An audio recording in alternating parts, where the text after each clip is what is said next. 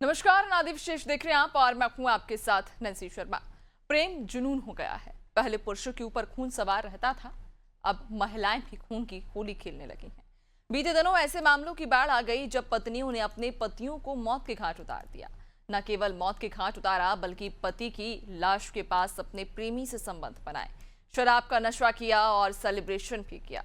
आखिर प्रेम, करुणा, साहस और धैर्य की प्रतिमूर्ति स्त्रियों को क्या हो गया है? विवाह इतना प्रेम संबंध महिलाओं को हत्यारा क्यों बना रहे हैं?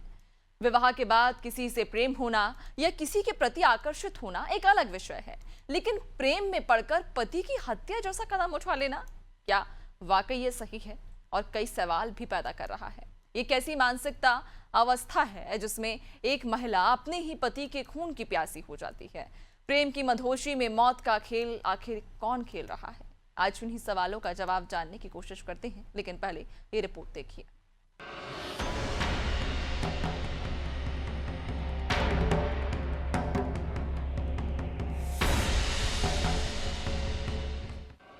उत्तर प्रदेश के मेरठ में अपने पति की लाश को टुकड़े टुकड़े करने के बाद नीले ड्रम में सीमेंट में चुनवा देने वाली मुस्कान जिस जेल में बंद है, वहां उसे एक नई सहेली संगीता मिल गई है। संगीता की कहानी भी बिल्कुल मुस्कान जैसी है। संगीता ने भी अपने प्रेमी के साथ मिलकर अपने पति की हत्या की। पति की लाश के सामने ही प्रेमी से विवाह किया और संबंध बनाए। संगीता भी मुस्कान की तरह ही प्रेग्नेंट है। फर्क इतना है कि मुस्कान की अपने पति से एक बेटी थी और संगीता के 2 बेटे हैं। और अब मुस्कान और संगीता के गर्भ में पल रहे बच्चे किनके हैं, प्रेमियों के हैं या स्वर्गवासी पतियों के हैं, इसका निर्धारण डीएनए टेस्ट के बाद ही होने वाला है। कुछ ऐसी ही कहानी इंदौर इछावर हाईवे पर बुरहानपुर आईटीआई कॉलेज के पास 13 अप्रैल को झाड़ियों में मृत पाए गए रामचंद्र पांडे की है। रामचंद्र को उसकी नाबालिग पत्नी ने प्रेमी के मित्रों के साथ मिलकर मौत के घाट उतार दिया और फिर वीडियो कॉल करके अपने प्रेमी को खून से लथपथ पति का शव दिखाकर कहा कि काम हो गया।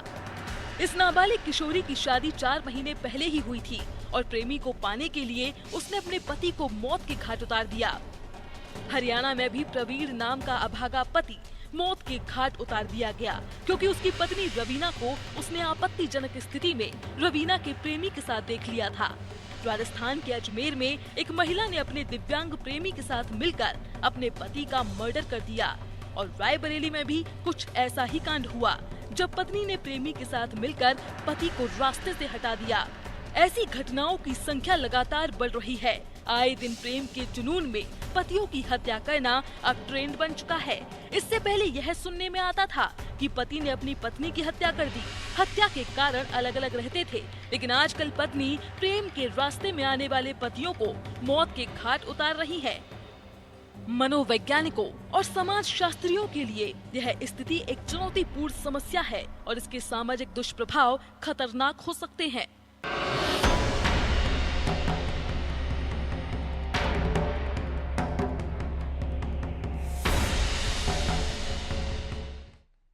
तो देखा आपने किस तरह से अब जो प्रेम है वो कहीं ना कहीं खून में तब्दील होता जा रहा है। जिस तरह से पहले महिलाओं को प्यार, करुणा की प्रतिमूर्ति कहा जाता था, महिलाओं को प्रेम के लिए जाना जाता था, लेकिन अब वही महिलाएं अपने पति की किस तरह से निर्मम हत्या कर रही हैं। और ये महज एक संबंध के लिए, और वो संबंध जो शादी के बाद जिसे गैर कानूनी कहा जाता है, वो संबंध जब आप पवित्र बंधन में बंध गए हैं, शादी के पवित्र डोर में आप बंध गए हैं, उसके बाद किसी अन्य व्यक्ति के साथ में आपका संबंध बनाना और उस संबंध के कारण आप अपने ही पति की निर्मम हत्या कर देते हैं, ये कहीं ना कहीं सामाजिक जो समाज है उस पर एक विपरीत असर डाल रहा है। और सबसे बड़ा सवाल ये कि आखिरकार ये घटनाएं अब क्यों बढ़ रही हैं, क्यों ये घटनाएं अब आम होती जा रही हैं? क्योंकि हर दूसरे या तीसरे दिन इस प्रकार के जब मामले सामने आते हैं तो एक सवाल पैदा करते हैं कि आखिरकार महिलाओं को हो क्या रहा है।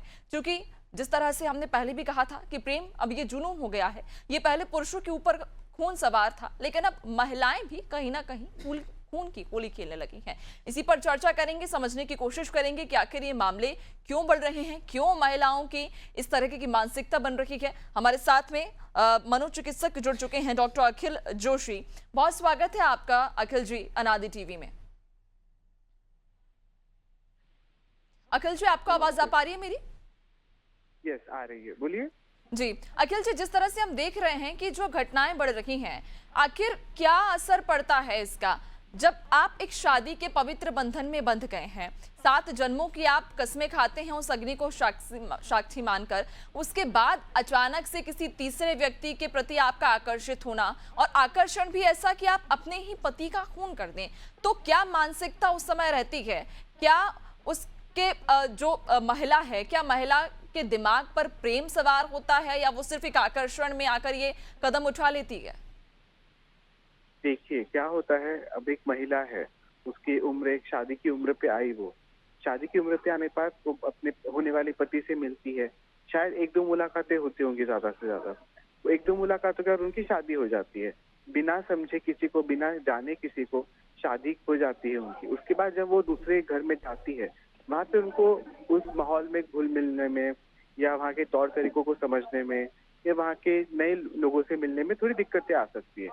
तो इन दिक्कतों की वजह से क्या होता है, वो जो सामाजिक एक दबाव बन जाता है उनके ऊपर, महिलाओं के ऊपर, कि एक नई जगह पे जाके उनको वहाँ की जिम्मेदारियां संभालनी है, वहाँ के काम तौर तरीकों को समझना है। उन जिम्मेदारियों को शायद वो संभाल नहीं पाती।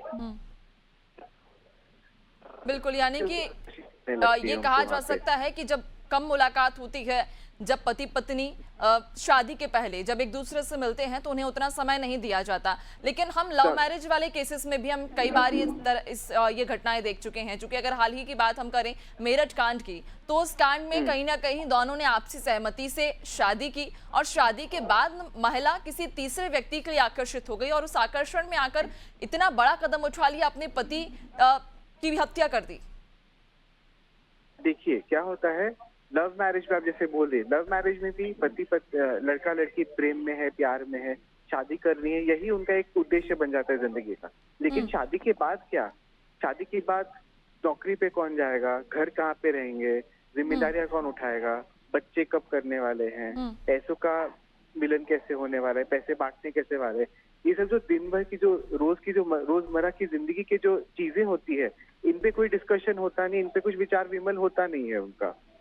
सिर्फ शादी करना ही एक गोल उद्देश्य बन जाता है उनका। शादी के बाद आगे का क्या, उसके बारे में ना तो पति सोचता है और ना पत्नी सोचती है। लव मैरिज हो या अरेंज मैरिज हो, इससे इन चीजों पे विमल होना चाहिए, इन चीजों पे डिस्कशन होना चाहिए दोनों के बीच में। उसके बाद क्या होता है, वहां जाने के बाद एक दूरी बनने लगती है, झगड़े होने लगते हैं, जब विचारों का मेल नहीं होता है। सब फिर बोलते हैं शादी के बाद लोग बदल जाते हैं, ये कहावत यहाँ पे लागू होने लगती है। वो क्या होता है कि नई चीजें आकर्षित करने लगती है फिर एक गुस्सा जो अंदर दबा हुआ था पति के लिए या पति का पत्नी के लिए, वो एक गुस्सा दिन ब दिन इतना बढ़ जाता है कि वो अगर वो गुस्सा बाहर ना निकले तो ऐसी चीजों में, हत्याकांड में या फिर मारपीट में या प्रेमी के साथ भाग जाने में, इन चीजों में वो बाहर निकलता है। इसके लिए बोलते हैं जो गुस्सा और जो तनाव है, इसका अच्छे रूप से दूसरे तरीकों से बाहर निकालना बहुत जरूरी है। बिल्कुल, यानी कि एक दूसरे से बात करते रहना, एक दूसरे को अपनी परेशानी बताते रहना कहीं ना कहीं बहुत ज़रूरी है।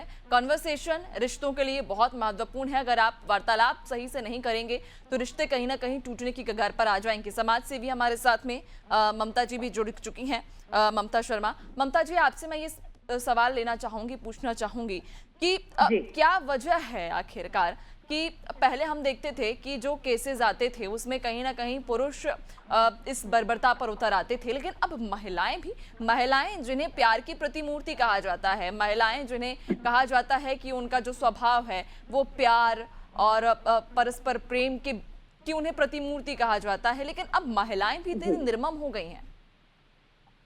नैन्सी, सबसे पहले तो एक जो विचार मेरे मस्तिष्क में कौन के सामने आता है कि हमने हमेशा से पैरवी की कि महिलाएं और पुरुष जो है बराबर के हकदार हैं और उनको फंडामेंटल राइट्स बराबर के मिले हुए हैं। जहाँ पे हमने बराबरी की बात की तो हम बहुत सारी चीजों को पीछे छोड़ गए कि बराबरी में हमारे पास क्वालिटी है कि हम बहुत सभ्यता, मर्यादा, लज्जा, ममत्व, ये सारी महिलाओं के ही पास है, क्योंकि कोख में 9 महीना बच्चे को पालना एक महिला की ही शक्ति है। हमने ये सारी चीजों को भुला दिया और हम सिर्फ इस चकाचौंध जो हमारी आधुनिक दुनिया है, पाश्चात्य संस्कृति है, हमने उसको धारण कर लिया कि हमें तो मर्दों के बराबर का एक अधिकार मिला हुआ है, हमारे कर्तव्य, हमारे अधिकार, उससे बढ़ चढ़ करके जो भी मुझे अपने व्यवहार करना है उसकी आजादी। तो जब हम आजाद ख्यालात की बात करते हैं तो ये आजादी नहीं होती, ये उच्छृंखलता होती है। यहाँ पर हम भूल जाते हैं कि मेरा समाज, मेरा परिवार मुझसे क्या एक्सपेक्ट करता है, किस तरह का व्यवहार मेरे से वो चाहता है, और हम यहाँ पे बेमर्यादित अपनी जीवन शैली को अपना करके, यही चाहे एक्स्ट्रा मैरिटल अफेयर बोलिए, चाहे लिव इन रिलेशन, चाहे और भी किसी तरह के जो लव अफेयर है, हम उसमें पढ़ते हैं। और आज प्यार को अगर मैं बोलूं तो प्यार भावनात्मक रूप से उसके वैल्यूज में बहुत गिरावट आई है। आज पहले जैसा वो नहीं रह गया माहौल, लोगों की भावनाएं नहीं रह गई कि ये मेरा पति है और मुझे रिश्तों को निभाना है। उस निभाने के दौरान बहुत सी चीजें, बहुत सेक्रीफाई करना पड़ता है, बहुत सी चीजों को भूल करके उसको अपने आप को महसूस करा करके कि मैं माँ हूँ, मैं पत्नी हूँ, मैं किसी घर की बेटी हूँ, मुझे दोनों कुल की मर्यादा का लाज रखना है। ये सारी बातें जब मेरे साथ जुड़ी रहती है और हैमरिंग फॉर्म में मुझे याद दिलाती है, तब मैं समझ सकती हूँ कि मेरी जो लाइफ स्टाइल है वो एक महिला की होगी। लेकिन जब मैंने ये सारी मर्यादाओं को लांघ दिया और मैंने बोला कि मैं अपनी जिंदगी खुद डिसाइड करूंगी, मैं आजाद हूँ, मुझे कैसे जीना है, तब यहाँ पे जो एक मनोवृत्ति दिखाई देती है, एक तरह से ये मानसिक रूप से कमजोर और बीमार लोगों की श्रेणी में है। क्योंकि मेरा नशा मुक्ति केंद्र चलता है, मेरे यहाँ मनोवैज्ञानिक आते हैं, बहुत सी ऐसी महिलाएं हैं उनको सेक्सुअल डिसऑर्डर और ये भी प्रॉब्लम होता है कि वो एक व्यक्ति से संतुष्ट नहीं हो पाते और उनकी चॉइस बहुत जल्दी बदलती है।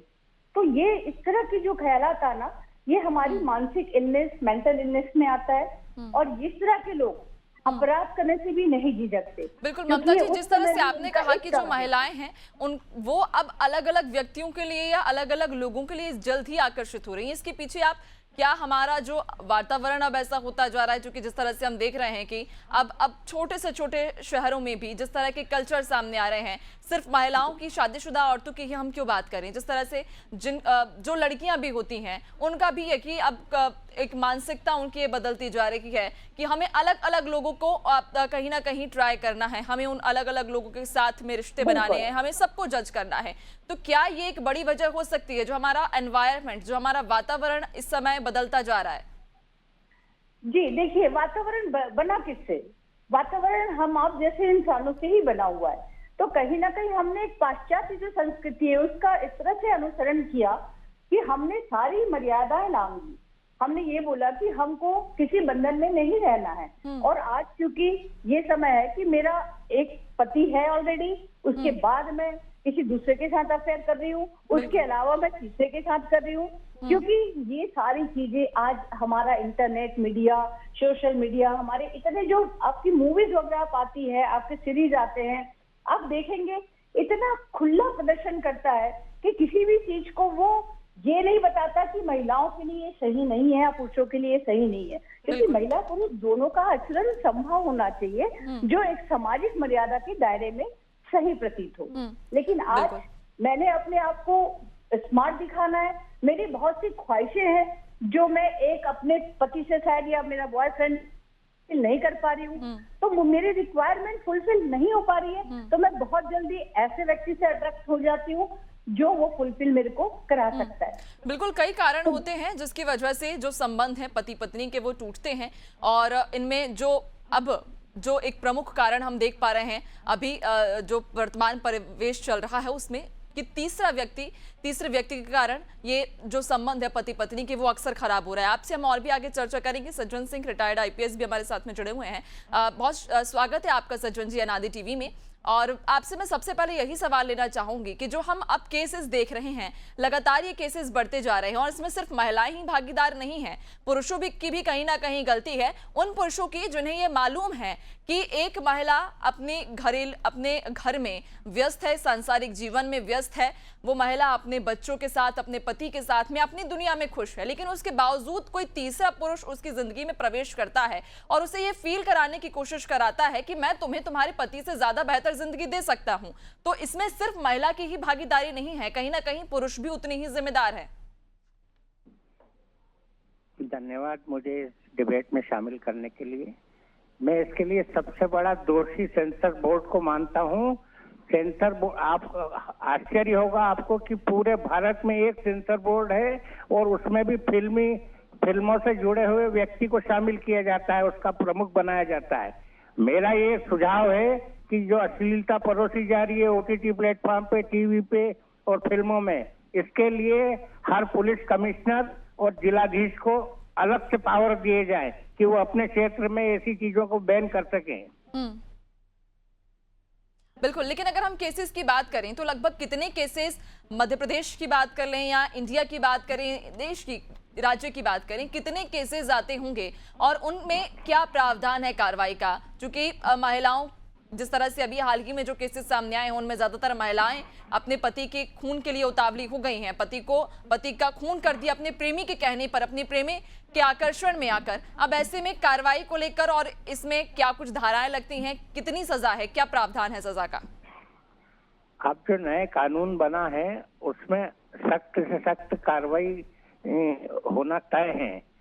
अब वो जैसे जैसे ये प्रभावी होगा का असर देखने को मिलेगा।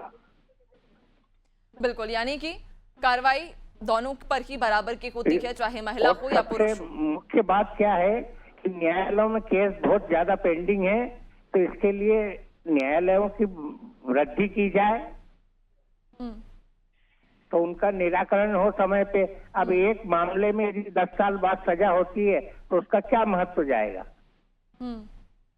बिल्कुल, वाकई कहीं ना कहीं जरूरत है उन केसेस पर जल्द ही सुनवाई करने की। बने रहिएगा, आपसे और भी हम आगे चर्चा करेंगे। थाना स्तर पे महिला पुलिस बल बढ़ाया जाए जी, और ये मोहल्ला कमेटियों की बैठक ले जाके जी बिल्कुल, जन जागरूकता बेहद जरूरी है। सज्जन जी, आपसे हम आगे और भी चर्चा करेंगे। डॉक्टर अखिल जोशी की ओर एक बार फिर से रुक कर लेते हैं। अखिल जी, जिस तरह से आपने भी पहले कहा था, चूंकि आप मनोचिकित्सक हैं, ये पूरी तरह से तो नहीं पढ़ सकते हैं, लेकिन फिर भी एक अंदाजा लगा सकते हैं कि जब कोई व्यक्ति एक संबंध में बंधा हुआ है, पति हो या पत्नी हो, क्योंकि यहाँ पर गलती दोनों की होती है, किसी एक की गलती नहीं होती है, हम किसी एक को दोषी नहीं ठहरा सकते हैं। ये संबंध बिगड़ने के पीछे क्या कारण होता है? क्या दोनों के बीच में सामंजस्य नहीं बैठ पा रहा है? क्या वजह है कि कोई पार्टनर या जो पति पत्नी हैं वो एक दूसरे से मनमुटाव उनका हो रहा है और किसी तीसरे व्यक्ति के प्रति आकर्षण जब उनका बनता है तो क्या वजह होती है, क्या मानसिकता उनकी उस समय रहती है? देखिए क्या होता है, शादी के पहले पति की एक और पत्नी की, दोनों की एक एक्सपेक्टेशंस होती है, एक उम्मीदें होती है अपने पार्टनर से कि जिंदगी में वो इस तरह का एक किरदार निभाए। वो जब उम्मीदों पे खड़े नहीं उतर पाते किसी भी कारण से, अब किसी को अगर मानसिक संतुलन किसी का ठीक नहीं है, किसी को एक पर्सनालिटी डिसऑर्डर है जिसमें जैसे उन्होंने बताया जाता है कि पति या पत्नी कोई भी हो जिसको अलग अलग एक ही पार्टनर के साथ रहने में स्थिरता नहीं बना पाते, उनको नए नए लोगों के साथ आकर्षण करना, उनके साथ शारीरिक संबंध बनाना, ये सब एक पर्सनालिटी डिसऑर्डर का एक भाग होता है। तो इस बात को समझ में ना आना, सहानुभूति ना दिखा पाना, ये एक मुख्य कारण होता है कि पति पत्नी में अनबन होती है। दूसरी बात, दूसरी जगह पे जाके उन माहौल में ना ढल पाना, उन जिम्मेदारियों को ना उठा पाना, क्योंकि एक पत्नी का अपने माँ बाप के यहाँ, अपने मायके में अलग माहौल होता है और ससुराल में जाने के बाद अलग माहौल होता है। तो ये सब चीजों का समझ लेना, मेरे हिसाब से पति पत्नी को अपने विचारों को समझ लेना चाहिए, उनके आगे के प्लान्स क्या है, उनके आगे की ये क्या है, उनके पहले की हिस्ट्री क्या है, वो पहले कैसे रहते थे, उनका बर्ताव कैसा था। ऐसा नहीं होना चाहिए कि शादी के बाद एक नई आदमी की या नई औरत के साथ एक जिंदगी बितानी पड़ रही है। बिल्कुल, यानी कि दोनों के बीच में सामंजस्य की जब कमी हो जाती है, जब आपसी वार्तालाप उनका कम होता है, उसके बाद में कहीं ना कहीं ये चीजें बिगड़ना शुरू होती हैं और जो आकर्षण है वो उन दंपत्ति का किसी तीसरे व्यक्ति के ऊपर जाता है। बने रहिएगा, आपसे हम आगे और भी चर्चा करेंगे। समाज सेवी ममता जी की ओर एक बार फिर से रुक कर लेते हैं। ममता जी, जिस तरह से अखिल जी कह रहे हैं कि जब आपसी सामंजस्य की कमी होती है उसके बाद जो रिश्तों में मनमुटाव है वहां से शुरू होता है, और उसके बाद हमने देखा है, जिस तरह से मैं आपसे पहले भी चर्चा कर रही थी कि वर्तमान परिवेश पे अगर हम एक बार फिर नजर डालें तो आजकल सोशल मीडिया एक बहुत बड़ा प्लेटफॉर्म हो चुका है और ये कहीं ना कहीं एक बहुत बड़ा कारण भी है रिश्तों में दरार आने का। जब हम सोशल मीडिया पे दूसरे के रिश्ते देखते हैं, जब हम एक परफेक्ट कपल को इमेजिन करते हैं कि ये परफेक्ट कपल है, लेकिन हम एक परफेक्ट कपल नहीं है, हमारे पार्टनर में ये कमी है, फिर हम उनकी जिंदगी अपनी जिंदगी से कंपेयर करके उसको हम सुधारने की कोशिश करते हैं। एक वो कारण जब हम दूसरे की जिंदगी को देखकर उस जिंदगी में ढलने की कोशिश करते हैं, और उसके बाद में ऑनलाइन फ्लर्टिंग जो हम देख रहे हैं, चाहे वो महिला हो या पुरुष हो, दोनों ही ऑनलाइन फ्लर्टिंग को धोखा नहीं मानते हैं कि ये हम अगर किसी से ऑनलाइन फ्लर्टिंग कर रहे हैं तो ये धोखा नहीं है। तो क्या वाकई ये उस कैटेगरी में आता है या नहीं?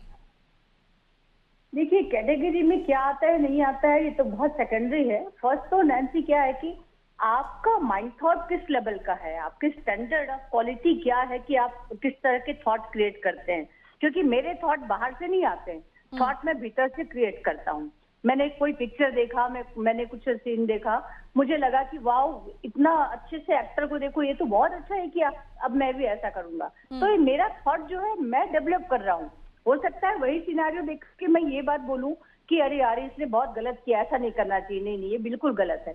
तो ये मेरा नेगेटिव और पॉजिटिव, एक राम है एक रावण है, दो विचार हम इंसानों के भीतर होते हैं। और यही विचार का पूरा खेल है कि आप अपने रिश्तों को कैसे निभाते हैं, आप संबंधों के प्रति कितने ईमानदार हैं, आप किस ढंग से पेशेंसली उस चीजों को हैंडल करते हैं, चाहे वो रिश्ते हो, चाहे आपकी आर्थिक समस्या हो, चाहे आपकी पारिवारिक हो, सामाजिक हो।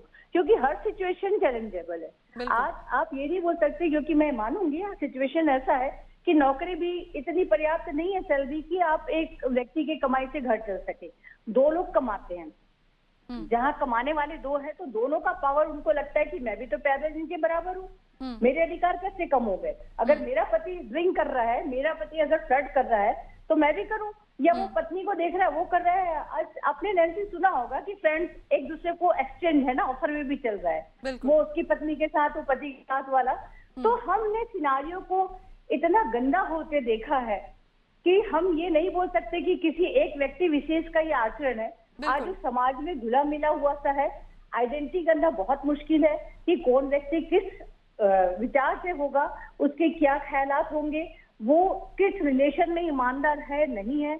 तो ये बहुत समय आने पे ये जो निकलता है इस ढंग का एक पिक्चराइजेशन किया जाता है कि किसी ने ड्रम में डाल दिया, किसी ने सूटकेस में डाल दिया, तभी समझ में आता है। वरना आप आज देखेंगे तो हर पति पत्नी सोशल मीडिया में बहुत हैप्पी फैमिली है, बहुत खुश है, बहुत रिच है और बहुत प्यार से है, लेकिन अंदर की जो लाइफ स्टाइल है बहुत स्ट्रगलर है, वो संघर्ष कर रहे हैं। और उस संघर्ष में उनको लगता है कि इससे मुझे क्या मिल रहा है, ये मेरा बेटर ये हो सकता है ऑप्शन, और ये मुझे वो सारी चीजों को प्रोवाइड करा सकता है जिसके लिए मैं इसके साथ फाइट कर रही हूँ, मैं संघर्ष कर रही हूँ। तो बहुत सी सिचुएशन में एक जेंट्स भी इसी तरह की बातें सोच सकता है, चाहे वो फिजिकल हो, फाइनेंशियल हो।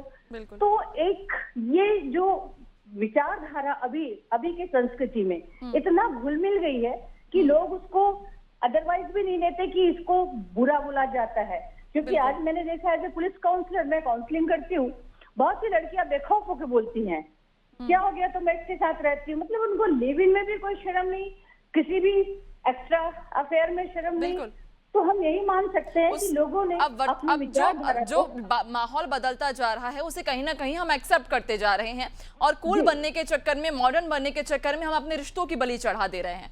बिल्कुल बिल्कुल बिल्कुल। बहुत शुक्रिया आप सभी का हमारे साथ जुड़ने के लिए और चर्चा के लिए। तो आपने देखा किस तरह से अब जो इश्क का जुनून है वो अपनों के खून में बदलता जा रहा है। जो वर्तमान केसेस सामने आए हैं, जो मामले सामने आए हैं, उनमें कहीं ना कहीं महिलाएं किस तरह से अपने पति की बर्बरतापूर्वक हत्या करती हैं, प्रेमी के कहने पर आकर, प्रेमी से आकर्षित होकर। लेकिन अब एक बड़ा सवाल ये है कि जो प्यार को पहले परिभाषित किया जाता था, जिस तरह से राधा ने कृष्ण से किया, राम ने सीता से किया, जो प्यार की परिभाषा पहले थी वो परिभाषा अब कहीं ना कहीं बदलती जा रही है। लोग प्यार को अपने मन के हिसाब से, अपने हिसाब से परिभाषित करते जा रहे हैं। और अब जो एक बड़ा कारण कहीं ना कहीं आज के परिवेश में हमें देखने को मिल रहा है कि मेट्रो सिटीज का जो कल्चर है वो अब छोटे छोटे शहरों में लेकर आने के कारण जो इस तरह के मामले हुए हैं वो और भी ज्यादा बढ़ जाते हैं। और एक बड़ा सवाल ये कि जब आप शादी के बंधन में बंध जाते हैं, जब आपको ये मालूम होता है कि अब इस व्यक्ति से हमारा 7 जन्मों का बंधन बंध चुका है, हम इसके